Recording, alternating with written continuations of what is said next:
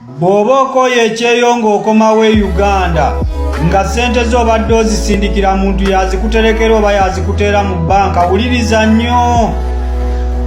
Bw'oba obulayo emyezi 3 okomewo e Uganda, gamba omuntu oyo akuterekera ssente nti kwata ssente zange oziwe gundi, era obuuze gundi oyo nti ssente zange baazikuwadde akugambe baazimpadde, oba gamba omuntu oyo nti genda mu bbanka gy'otereka ssente zange onfunire banka statement, okakasize ddala nti ssente zo gye ziri ogende mu maaso n'olugendo lw'okomewo e Uganda.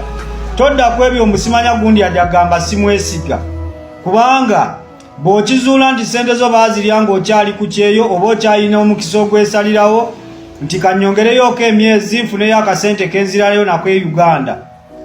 Naye bw'onaasalawo ng'okomewo e Uganda obitegeerera eno, ojja kuba tokyalina mukisa gudda ku kyeyo kukolayo kasente. Bannange Uganda efunda ng'ovudde ku kyeyo nga toyinaamu akasente.